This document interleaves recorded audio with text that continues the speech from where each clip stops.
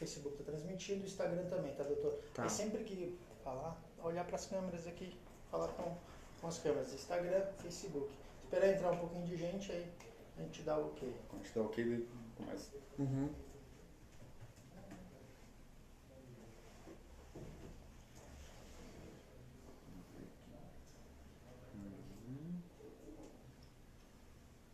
Facebook já está ao vivo.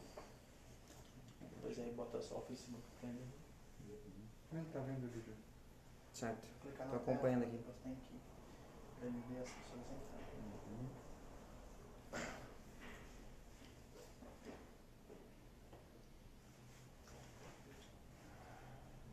Pode falar que tá. Então, lá o pessoal, esperar um pouco o pessoal entrar.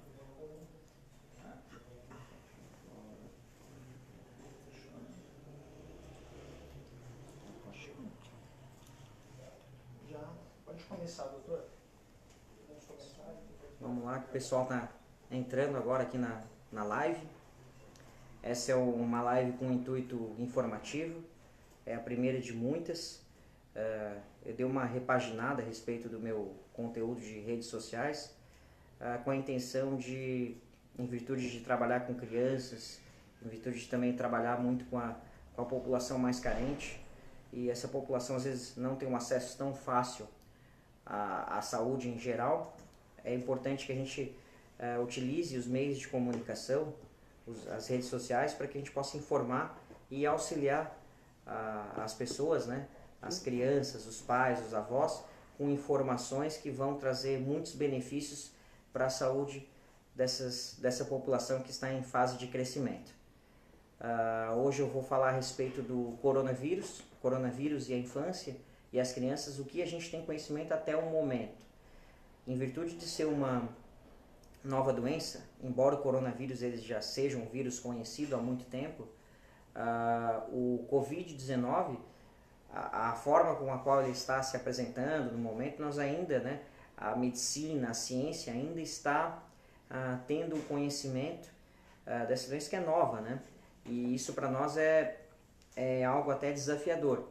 E nós trabalhamos com referências como a Organização Mundial de Saúde, a Sociedade Brasileira de Infectologia, a Sociedade Brasileira de Pediatria, que são as grandes referências para que a gente possa trazer informações técnicas, científicas, bem apuradas, e que, claro, à medida que a gente vai tendo conhecimento de como a doença está acometendo outros países, assim como no Brasil, Estados Unidos, onde iniciou lá na China também, de lá para cá nós temos mais informações a respeito, e principalmente também na parte das crianças. O que a gente sabe hoje a respeito do coronavírus e as crianças é que as crianças não têm apresentado, a grande maioria das crianças que foram infectadas pelo coronavírus, elas não apresentaram, a grande maioria delas não apresentaram sintomas graves, internações, na UTI, sintomatologia intensa e grave. Mas, assim, é um alerta ainda para nós, né? Já que se trata de uma infecção nova e que tem trazido muita mortalidade para a população em geral. Então, é importante nós estarmos atentos, e a maior preocupação no momento atual a respeito das crianças é que muitas delas não apresentam sintomas graves, ainda bem, mas elas podem transmitir principalmente para a população que está suscetível, né? A criança às vezes não tem aquele hábito de higiene que nós temos, de etiqueta respiratória, de higienizar as mãos, e isso pode favorecer com que as crianças venham a transmitir a infecção respiratória, o coronavírus, para a população mais suscetível, mais vulnerável, que são principalmente a população idosa, os avós principalmente. Então é importante as crianças que têm tosse, que têm sintomas nasais, febre alta, que evitem um contato próximo de beijar, abraçar, principalmente os avós. Isso é fundamental para que a gente possa evitar um pouco essa cadeia de transmissão do coronavírus, e principalmente essa população que é mais vulnerável e suscetível a ter complicações graves pela infecção do coronavírus. E nós temos algumas perguntas aqui, tá? Que foram já solicitadas, encaminhadas, para que eu já estivesse falando a respeito da infecção do coronavírus na faixa população pediátrica. Né? Deixa eu já colocar. Tem pessoal que mandou boa noite também. Já vou colocar aqui, entrou um pessoal aqui, o Valdo Viana entrou, um abraço, Valdo Viana, o Jackson, a Albertina e o Ayrton, um pessoal aqui de Capivari também, um pessoal de Tubarão, um abraço a todos que estão nos acompanhando aqui, me acompanhando, obrigado pela participação, pela colaboração. Se quiser deixar algum comentário, se quiser fazer alguma pergunta agora ao vivo, estou à disposição. Vou falar um pouquinho aqui, uma das coisas que a população, né, criou esse mito é a respeito do coronavírus, se ele foi criado em laboratório, se ele é semelhante ao HIV. Estava até rodando nos grupos dos médicos a respeito até do coronavírus, que ele era muito próximo do HIV, que infecção crônica poderia levar a ser um novo vírus semelhante ao HIV, apresentar uma infecção crônica com inúmeras complicações. A princípio não, tá? A princípio não tem nada parecido com HIV, é outra apresentação clínica, outra sintomatologia. E ele não tem nenhum indício que foi criado em laboratório, certo? O coronavírus ele já existe, esse é um outro subtipo de coronavírus. Nós conhecemos 6 tipos de coronavírus. Esse é o beta-coronavírus, o SARS-CoV-2, né, o famoso Covid-19. Tá? Outras coisas que as pessoas perguntam também, tá? Sobre a infecção do coronavírus, se a infecção do coronavírus pode provocar sintomas graves. Embora a maioria, né, das pessoas tenham os sintomas leves a moderados, mas sim, né, nós temos visto que pessoas têm ido a óbito em virtude da infecção do coronavírus. A população pediátrica, claro, ela não está imune ao coronavírus, mas a maioria das crianças que nós temos visto no mundo que tiveram infecções confirmadas pelo coronavírus, através de exame laboratorial, através de exames de imagem e sintomas clínicos compatíveis com a infecção pelo coronavírus, a grande maioria delas, né, não teve complicações, desfechos desfavoráveis, como por exemplo internações em UTI e óbito. Outra coisa importante, inclusive 2 pessoas essa semana me perguntaram, tá, a respeito gestante. Eu vou passar o coronavírus agora durante a gestação, eu vou ter o filho agora, semana que vem, como é que vai ser? Como é que vai ser como é que eu vou me comportar? Como é que eu vou me adaptar nessa minha nova rotina? Eu vou poder amamentar? Como é que vai ser? O que eu faço? Então, em princípio, tá, não há nenhuma contraindicação, no caso para a mãe que tem sintomas respiratórios. Às vezes ela teve o parto e começa a apresentar uma tosse, apresentar uma febre baixa, né, ou apresentar uma síndrome gripal. Isso não contraindica a amamentação. Agora, o que precisa ter são os cuidados que a gente já conhece, de higienizar as mãos, se a mãe, né, apresentar sintomas respiratórios, espirro, dor de garganta, febre, tosse, aí utilizar uma máscara, né, durante os cuidados com o bebê, tá? E higiene das mãos é fundamental. Um outro questionamento aqui, tá, a respeito da vacinação. A vacinação da gripe, né? A vacina da gripe, ela protege contra o coronavírus? Ela não protege contra o coronavírus, né? A vacina da gripe, ela protege, né?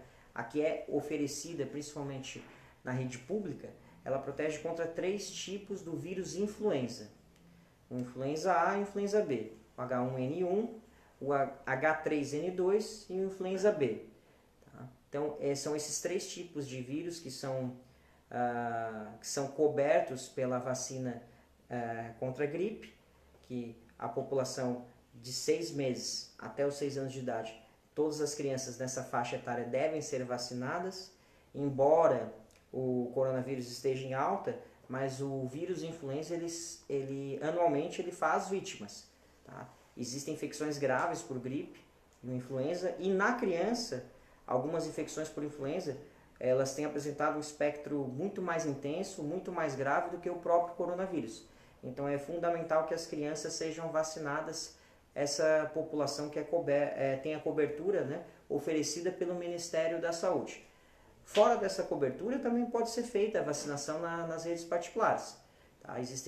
Os valores variam de clínica para clínica, mas as crianças fora dessa cobertura, crianças de 10, 12, 14 anos, podem ser vacinadas normalmente. Não há nenhuma contraindicação absoluta, só é indicado não vacinar, né? No caso, não é indicado que seja feita a vacina com pessoas que estejam com febre alta, mais de 38, crianças às vezes que têm asma, que têm que ser vacinadas, que estejam utilizando corticoide, prednisolona, então é recomendado que não seja vacinado enquanto esteja usando essa medicação, posteriormente ela se vacine, e crianças que têm alergia à proteína do leite, questionável, mas também seria uma contraindicação relativa à vacinação da gripe.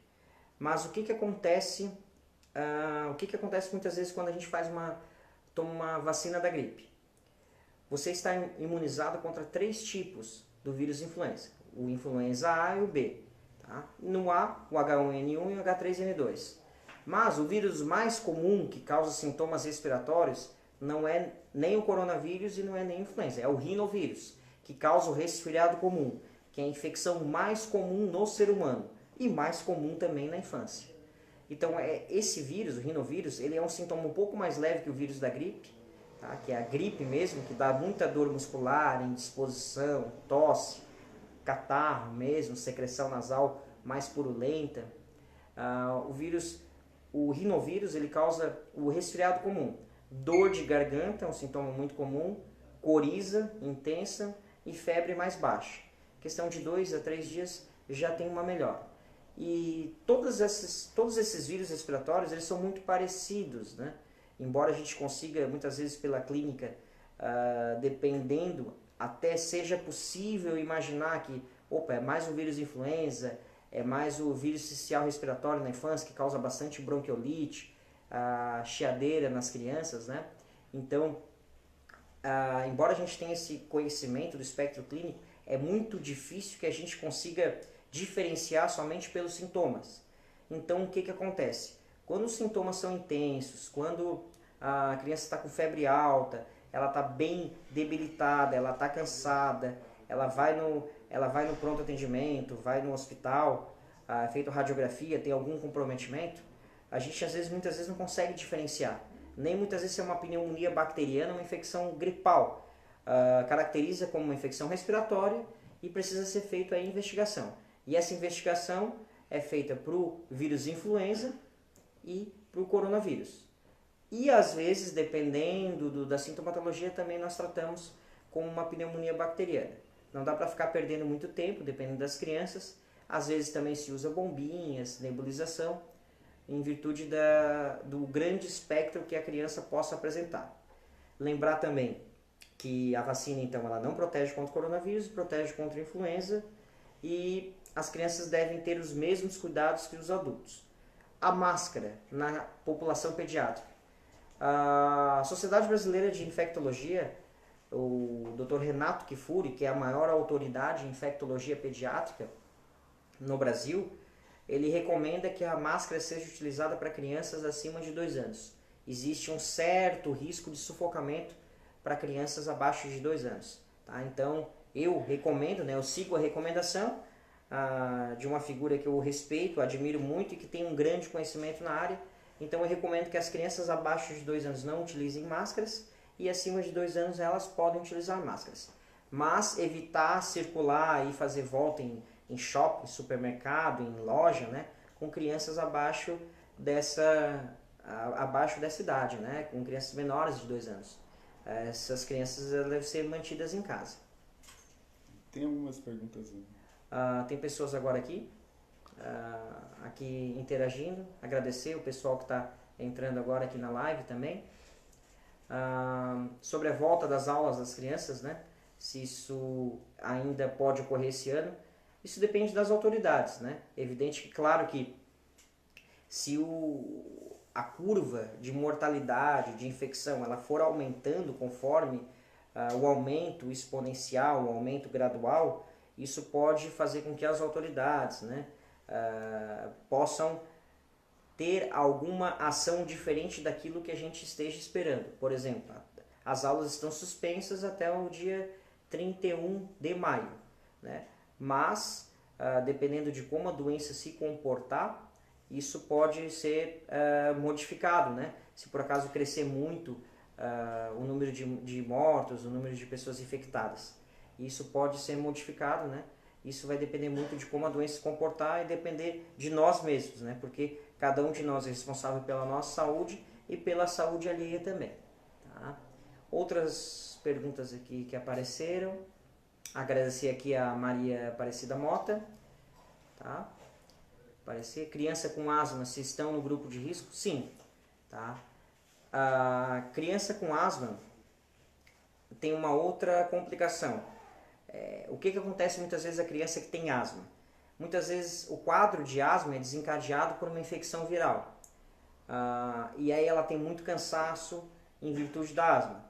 E isso pode fazer com que a gente se preocupe em virtude de ser uma apresentação grave do vírus influenza ou do seu coronavírus, ou por si só ser asma. Então a gente tem que ter todo um cuidado no manejo das crianças com asma, tá? Então, de fato, é uma população que a gente precisa ter um certo cuidado, né? Investigar também. Muitas vezes a gente pode pensar que, para nós, pediatras, os médicos plantonistas que atendem uma criança com asma, pensar que é só uma crise de asma e muitas vezes ela está sendo desencadeada por uma infecção viral, como o vírus influenza, uma pneumonia bacteriana ou o próprio coronavírus. Então nós temos que estar atentos, né? Os pais também, informar os médicos, né, que olha, ela já teve uma chiadeira, já usou bombinha. Isso é importante, isso ajuda muito o médico profissional da saúde que na hora que está fazendo o atendimento. Muitas vezes a mãe chega e informa acho que é garganta, informa os sintomas, né? E se ele já usou bombinha, já teve internado, já usou antibióticos, essas informações elas são importantes, porque hoje no grande espectro das doenças que estão, doenças respiratórias, com os hospitais cheios, muitos leitos de internação, a gente precisa de, quanto mais informações nós tivermos, melhor, né? Maior vai ser a nossa acurácia no diagnóstico realizado. Então as crianças com asma, é importante que os pais já identifiquem na triagem do hospital, meu filho tem asma, tal, ele usa isso, usa aquilo, ele usa o Clenil, usa o Aeroin e está usando prednisona, já não melhorou. Quando na triagem você já fizer essa informação, você já informar a enfermeira que está fazendo a triagem, quando já chegar no médico, o médico já vai estar atento a isso, tá? Então, às vezes a demanda é muito grande, existem pacientes muito graves e o hospital está muito cheio, tem que ter muitos cuidados. Os cuidados também na hora de a gente examinar as crianças, tirar do colo dos pais, a máscara, tudo. Na hora de olhar a garganta, a criança tosse, expele muita saliva. Então, então a gente tem que ter muito cuidado, muita cautela, né? E os pais, eles são importantes. A pessoa que está levando a criança na emergência, a gente depende muito das informações que vocês vão nos dar na hora de nós prestarmos esse atendimento. Então é fundamental que essas informações elas sejam, não aquilo que você pensar, eu acho que é garganta, informe principalmente a dificuldade que a criança está tendo, aquilo que você está vendo, né? Não aquilo que você acha que seja a doença, porque muitas vezes a gente atende, eu acho que é garganta, e às vezes é uma infecção muito mais grave, muito mais intensa, e a garganta está um pouco vermelha, e às vezes a gente deixa de examinar um pouco mais a fundo em virtude da própria indução dos pais. Claro que a gente tem a nossa responsabilidade de examinar com calma, mas é muito importante, vocês conhecem muito bem as crianças, então é importante que vocês informem com bastante clareza os sintomas para que a gente possa prestar o melhor atendimento possível, né? Nessa fase que está todo mundo muito ansioso, todo mundo muito cauteloso em virtude da pandemia do coronavírus. Mais pessoas aqui perguntando que tipos de cuidados nós devemos ter com os bebês para evitar a contaminação do vírus, né? Os cuidados são os mesmos da população em geral, né? Evitar visitas, tá? nasceu o bebê agora, tudo, por mais que ele seja saudável, evitar que venha muitas pessoas visitar. Isso é fundamental, tá? É fundamental nesse momento. Eu sei que é padrinho, vó, tia, tio, amigo, todo mundo primo quer ver a criança, né?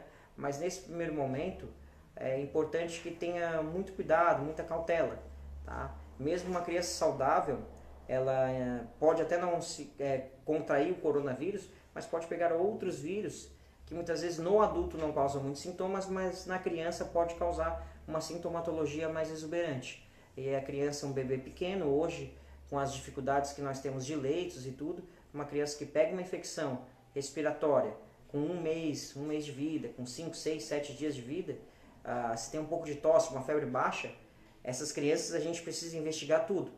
Então, quando chega um bebê com febre, na emergência para a gente examinar, é feito o exame de urina, é passado sonda, é coletado hemograma. Então a criança muitas vezes para pegar uma veia é difícil e a gente precisa fazer um exame, bebê pequeno com febre, a gente precisa, todo bebê, a gente precisa investigar a meningite. Então a gente tem que segurar, colocar aquela agulha lá no espaço intervertebral, na coluna do bebê, para coletar o líquido, porque a gente tem que afastar a meningite nessa criança. Então, olha só o transtorno que é. E isso num hospital cheio, a gente precisando manejar, trocando máscara, trocando de luva, né? Andando pelo corredor, a criança está aqui no consultório, tem que levar para um outro local para a gente fazer essa punção, para coletar o sangue, tem que ficar no hospital até vir o resultado dos exames. Então é muito importante, tem que pensar em tudo isso, né? Quando a gente já vai ter o bebê, né? Já tem que ter pediatra para poder fazer esse acompanhamento, tá? E essas visitas, no meu ponto de vista, é uma das principais medidas, evitar visitas agora, principalmente nesse momento, quando o bebê nascer. E os cuidados, né, de higienizar as mãos, se o irmãozinho tiver com tosse, nariz escorrendo, colocar uma máscara no irmão, tá, no irmão, na irmã, porque reside no mesmo ambiente, né. Lembrar também as pessoas que fumam, evitar de fumar dentro de casa, as crianças que convivem com tabagismo passivo, elas têm a saúde muito debilitada. A gente vê isso com muita frequência. A criança ela chia muito mais, ela pega muito mais infecções, tem muito mais infecções de ouvido, refluxo. Olha, é um estrago gigantesco na saúde daquela criança, né? Se tem um pai, uma mãe que fuma em casa, uma avó que fuma bastante, então aquela fumaça do cigarro, ela é extremamente prejudicial para a saúde do bebê. Mais pessoas aqui. A Isolete aqui mandando um abraço Isolete. O Jackson participando mais uma vez, novamente aqui. Bacana aqui. Mais gente aqui contribuindo. Vamos falar mais um pouquinho aqui a respeito dessas crianças e o coronavírus. Então, só para lembrar que o coronavírus na população pediátrica, ele não tem apresentado sintomas muito exuberantes, desfechos desfavoráveis, né? A transmissão vertical, ou seja, de mãe para o filho intraplacentária, não em nenhum momento foi descrita.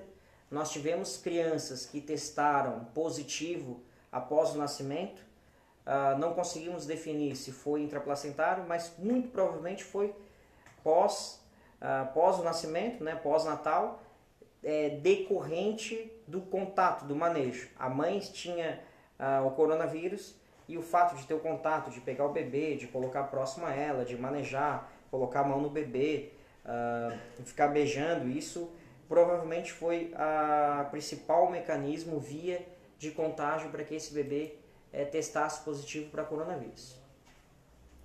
Tem mais gente aqui. O Daniel aqui, perguntando aqui sobre o... Daniel, positivo, Daniel.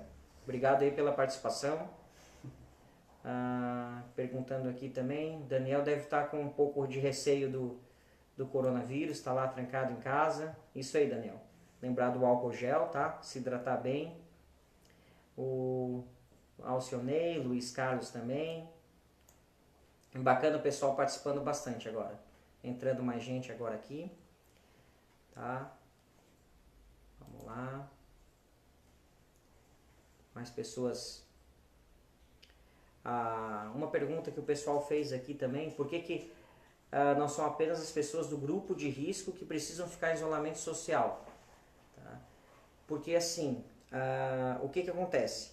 Algumas pessoas elas estão infectadas pelo coronavírus, mas elas são assintomáticas, elas não têm nenhum sintoma. Ela está contaminada, ela está com vírus, mas ela não está tossindo, ela não está com febre, ela está bem, ela tá tranquila. O que acontece? Embora ela não esteja manifestando sintomas, ela pode transmitir. Então o que acontece? Às vezes ela está falando aqui, conversando, ela está indo lá no mercado, está lá no shopping, eu estou super bem, mas ela está ali falando, abraçando, cumprimentando, beijando, e está lá, transmitindo para um, transmitindo para outro.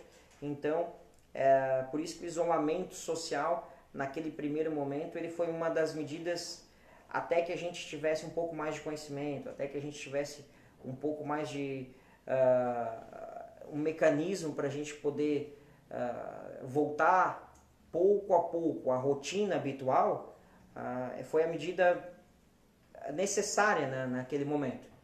O que acontece? O fato de o dia a dia da gente, né, estar retornando à rotina habitual, é importante que a gente não deixe de tomar aqueles cuidados que estavam sendo feitos com maior rigor, né, como principalmente a higiene das mãos, o distanciamento e o fato de, se tiver sintoma respiratório, tosse, nariz escorrendo, febre, evitar de ter contato com as outras pessoas, se ausentar das suas atividades, né, procurar fazer as suas atividades à distância, home office, de outra forma, informar o patrão também é importante, né,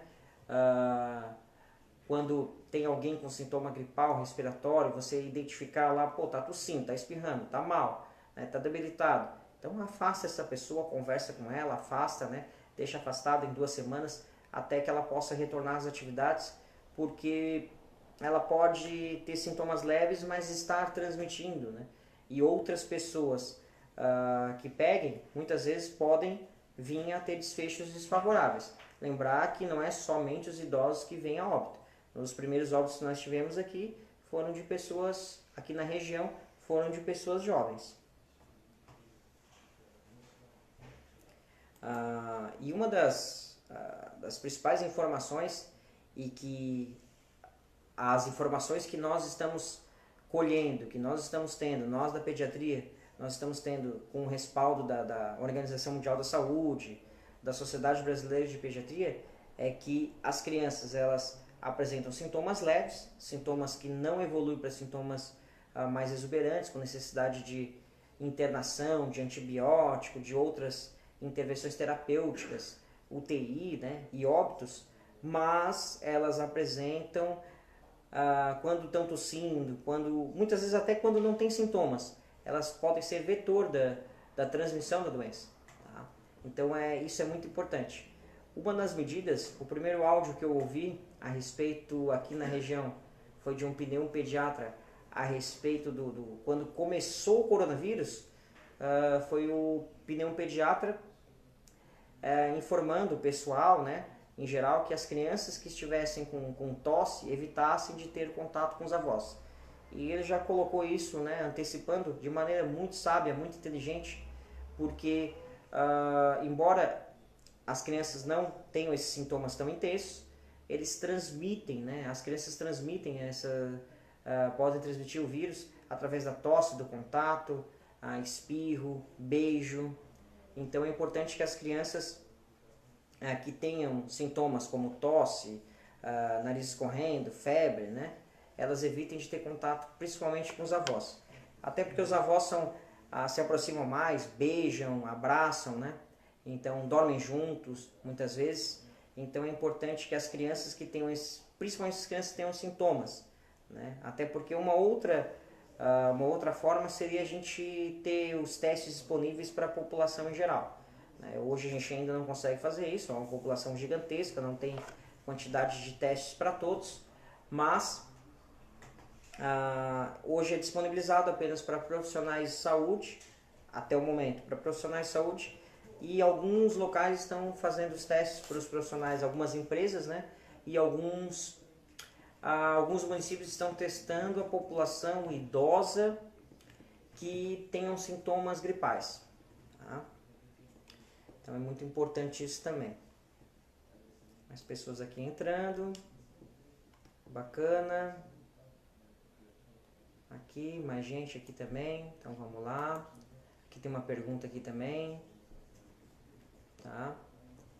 O bebê, ó, aqui, contato todos os dias. O bebê está amamentando e tem um contato todos os dias no trabalho dela. Se ela deve parar de amamentar? Não, de maneira nenhuma. O que você deve fazer, se você está amamentando ainda, né, e ainda vai para o trabalho, né, você não deve suspender a amamentação. Lembrar que a amamentação ela deve ser exclusiva até os 6 meses de idade, né, e após os 6 meses deve iniciar outros alimentos, mas ela pode estender, recomendado até os 2 anos de idade, mas pode amamentar até depois, 3, 4 anos de idade sem problema algum, tá? Mas o que acontece? Quais são os cuidados? Se você tem contato com outras pessoas fora da rotina de casa, contato com as pessoas, você trabalha numa loja, tem contato com pessoas, atende pessoas, né, trabalha no supermercado, né? Você deve ter esses cuidados gerais. Hoje todos os ambientes comerciais, estabelecimentos, as pessoas devem utilizar as máscaras, tanto quem trabalha quanto quem vai no ambiente para consumir. Então as pessoas devem utilizar as máscaras, mas deve ter os cuidados gerais. Chegar em casa, né, já deixar o sapato fora de casa, tirar a roupa, deixar para lavar, higienizar bem as mãos, tomar banho, né, higienizar bem o cabelo, tudo, porque você vai ter o contato com a criança, né? Então é importante que você faça a sua higiene, né, e sempre utilize o álcool gel, esteja próximo, porque você pode estar tocando em casa, né, na hora que for pegar o bebê, abraçar, né? Então são os cuidados que a gente já conhece, mas esses cuidados eles devem todos os dias devem ser lembrados, para que a gente não esqueça, não saia da nossa rotina e nós não venhamos a cometer algum deslize. Então a amamentação ela não está contraindicada. Tá? Outras perguntas aqui também, pessoas que a Simone agora perguntou aqui, se devemos, quais recomendações a gente deve ter com as crianças, né, já que as máscaras elas não aceitam muito bem, de fato, tá? A recomendação é não sair com as crianças, essa é a principal recomendação, tá? Evitar de estar saindo com as crianças agora nesse momento, de estar passeando, né? Não leve a criança do supermercado se você vai fazer uma compra, né? Eu sei que às vezes é difícil, não tem ninguém para deixar, mas procure evitar de sair em público com as crianças, tá? As crianças geralmente elas põem a mão em tudo, é muito difícil você segurar a criança. Se você tem uma criança que é bem ativa, bem agitada, você sabe o quão difícil é. Então você imagina ele ir no supermercado, ele vai sair pegando a mão, botar a mão na bolacha, botar a mão aqui, vai sair correndo por tudo. Então é muito difícil você ter o controle. E você vai ter que ficar higienizando e ele já bota, tem criança que já fica no chão e bota a boca no chão e pega um objeto e já leva a boca. Então esse é o principal cuidado. Como a gente não consegue amarrar a criança, é fundamental que a gente evite de levar as crianças para esses ambientes no qual, por exemplo, tem uma circulação grande de pessoas. A rua, de maneira geral, uma rua que circula muita gente, supermercado, mercado pequeno também, as pessoas vão bastante ao mercado e elas precisam botar a mão para pegar um objeto, tudo. Então, a mão é o principal veículo de contaminação, de contágio, de transmissão, de contaminação do coronavírus. Então, isso é importante que a gente tenha essa conscientização, porque a gente vai estar quebrando essa cadeia de transmissão do coronavírus, certo? A máscara realmente ela é difícil, as crianças não aceitam muito bem, né? E evitar de utilizar máscaras para crianças abaixo de 2 anos de idade, tá? Aqui a Rosane perguntou pelo Facebook aqui, que essa noite deu uma tosse seca a noite toda, que ela estava tossindo, e ela está perguntando se tem que ir no médico. Tem que ir no médico, né? É importante. A gente não consegue avaliar, Rosane, tá? Somente assim, eu tossi. Como é que eu vou... O médico ele não consegue adivinhar, às vezes, por um único sintoma. Tá? É claro que, às vezes, a pessoa vem com um exame, uma biópsia ali, a gente já mais ou menos, já sabe mais ou menos o que pode realmente ser. Mas nós, na medicina, nós começamos a análise de uma forma muito técnica, cautelosa, para que a gente não erre no diagnóstico. A tosse, né, ela pode ser um sintoma extremamente variável. Ela pode ser um sintoma de algo extremamente banal, né, simples, uma infecção que nem febre dá, só uma simples tosse de 1, 2 dias, como também pode ser uma manifestação de um tumor pulmonar. Então, né, uma tuberculose, enfim, então a tosse ela pode ser tanto um sintoma discreto, pode significar uma doença simples, temporária, passageira, quanto também pode ser um sinal de uma doença mais grave. E a única forma de nós, na medicina, nós podemos guiar, né, dar uma orientação mais objetiva para você, é examinando, né, é procurando médico. É claro, se você tem sintomas, o que a gente tem entre os médicos que estão na linha de frente do combate do coronavírus? As pessoas que têm sintomas leves, pessoa que tem de repente um pouco de tosse, uma febre bem baixa, nariz obstruído, mas ela está super bem, ela está comendo bem, ela não está cansada, ela está conseguindo em casa, né, fazer as suas atividades, ela está disposta, essa pessoa deve ficar em casa, não precisa nem ir no posto de saúde, nem para o atendimento.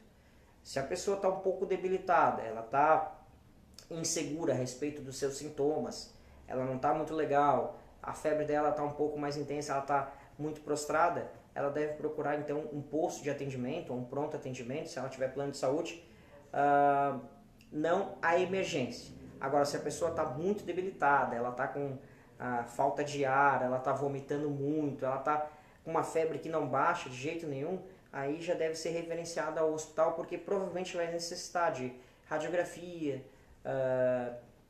de repente ela pode estar evoluindo para um quadro mais intenso, precisar já de oxigênio, tudo.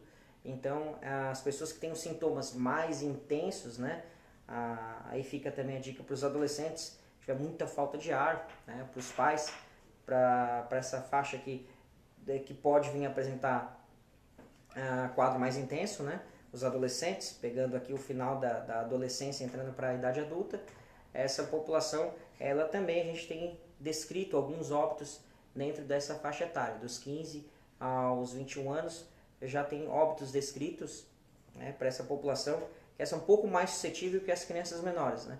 Embora pareça um pouco contraditório, mas até este momento é assim que a doença tem se apresentado para nós. Vamos ver mais aqui. Já estamos aqui a 40 minutos de live, né? Quem é que pode fazer o teste? Quem é que pode ou deve fazer o teste rápido? Enfim, em termos de saúde pública, a Coreia do Sul, por exemplo, adotou uma medida que foi testar todo mundo. Ela saiu testando todo mundo. Vem aqui, fura o dedinho aqui, vamos ver se está esse coronavírus. Então, assim, isso é uma ação de saúde pública, né? Como a gente pode fazer para o HIV, pode fazer para hepatite. Vamos testar todo mundo. Quem der positivo, tranca no quarto 2 semanas. Tá? Isso é uma medida. É impossível a gente fazer isso no Brasil com 202 milhões de pessoas. Tá? Então, o que acontece? As pessoas que podem fazer o teste rápido são as pessoas que têm sintomas gripais. Essas pessoas podem fazer o teste rápido. Tá? Agora, sim, para quem está sendo oferecido o teste rápido pela rede pública de saúde? Até o momento, a informação que eu tenho, tá? Eu não sei se isso pode variar, às vezes, dependendo da coordenação de vigilância epidemiológica de cada município. Até o momento, são para os profissionais de saúde. Aquela pessoa que trabalha, o técnico de enfermagem, que trabalha ali todo dia e ela está com um sintoma, um pouco de tosse, febre, o que ela pode fazer? Em vez de fazer aquela coleta, né, o swab, o exame que demora 5, 6, de 3 até 6 dias para vir o resultado, que vai lá para o laboratório central, né, ou se ela tiver um convênio, fazer a sorologia, que só é indicada para quem tem depois de uma semana de sintomas, pode fazer o teste rápido. Então essa pessoa, até o momento que está sendo disponibilizada o teste rápido, tá? Até o momento é isso. Mas claro, cada município, dependendo da quantidade de testes que tiver também, ele vai adotar as medidas. Então a gente tem que acompanhar os boletins dos secretários municipais de saúde, as redes próprias que informam a respeito do coronavírus, né? Tem um site do governo do estado também que atualiza diariamente as informações do coronavírus, que é o coronavírus.sc.gov.br, tá? E a gente sempre ficar atento e também, de repente, aqui alguma atualização extremamente importante eu posso colocar através de post, ou a pessoa pode deixar alguma dúvida, se quiser perguntar depois da live ou outro momento, inbox, também estou à disposição para que a gente possa debater, tá? Embora aqui, claro, a gente está falando mais a respeito da população pediátrica, porque é a minha área, a minha especialidade, né? Mas pelo fato de trabalhar muito tempo na saúde pública, e o coronavírus afetar a população tanto pediátrica quanto idoso, é evidente que a gente acaba também manejando um pouco da população em geral quando se trata de saúde pública, né?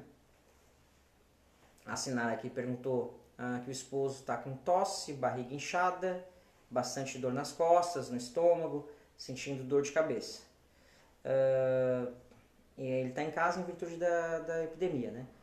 É claro que se ele tiver um sintoma muito intenso, com dor, se a dor está trazendo muito desconforto, a tosse intensa, a dor de cabeça intensa, apresentar febre, falta de ar, sim, deve procurar o médico. Se for sintomas muito intensos, com muita falta de ar, é o hospital direto. Se não, procura a unidade de saúde. Aí cada município adotou uma estratégia para poder dar uma cobertura para a população, para essa população que tem os sintomas que não são graves, intensos, para que essa população possa ser assistida. Alguns municípios adotaram alguns postos de saúde que atendem todos os dias, né? Então a grande maioria dos municípios aqui na região adotou isso. Claro, algumas pessoas que têm de repente o convênio pode procurar também, né? O pronto atendimento de algumas instituições privadas, particulares, ou consultório particular também, para que possa ser atendido. Mas esses sintomas, eles são bastante sintoma, né? Então eu acho que é importante aqui, né, o teu esposo, Sinara, ele procurar o atendimento médico, tá? Pelo menos é importante, o médico vai auscultar o pulmão, ver se não tem nenhum sinal que possa ter comprometimento, tem dor também, nenhum sinal que possa ter alguma infecção mais localizada, né? Se precisa radiografar, alguma coisa assim, tá? Então é importante essa avaliação. E muito importante a avaliação, muitas vezes é a reavaliação. E nós na pediatria, muitas vezes, principalmente quando a mãe traz a criança, às vezes no primeiro dia, começou a febre agora, ela já sai correndo e já leva lá no pronto atendimento, aí está lá o pediatra. Ela já quer um diagnóstico na hora. Muitas vezes a gente não, o primeiro sintoma, o sinal é a febre, a gente não tem nem como, né? Não existe nenhum exame que consiga às vezes fazer um diagnóstico naquele momento, tá? Então é evidente que a gente precisa examinar, porque às vezes tem febre, começa no primeiro dia e a criança já está manifestando um sinal de meningite, tudo.